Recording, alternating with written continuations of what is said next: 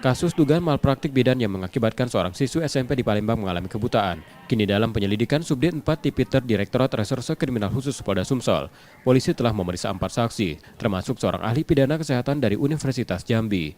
Polisi mengungkapkan bahwa klinik milik bidan AG tempat korban berobat tidak memiliki izin operasional. Dalam waktu dekat, terlapor akan dipanggil untuk memberikan keterangan lebih lanjut. Selain menangani kasus ini, polisi juga merujuk korban ke Rumah Sakit Bayangkara Palembang untuk pemeriksaan kesehatan. Korban yang mengalami kebutaan, sementara kulit yang melepuh sudah berangsur pulih.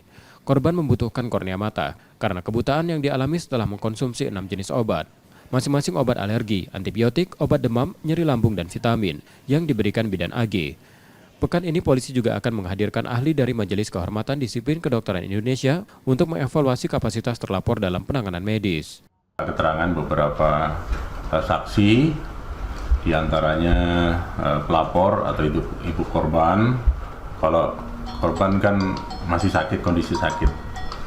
Kemudian juga dokter mata dan dokter kulit. Kemudian update-nya hari ini tim penyelidik kita ada di wilayah Jambi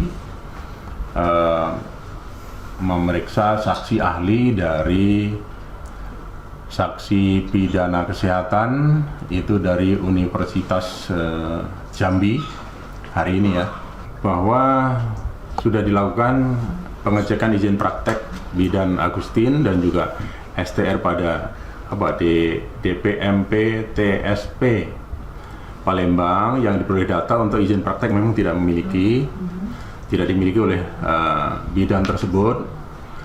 Namun untuk tanda registrasinya sebagai bidan itu masih berlaku memang.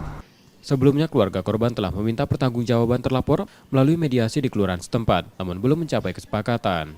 Rizky Oktora, Muklas Diferensial, Kompas TV, Palembang, Sumatera Selatan.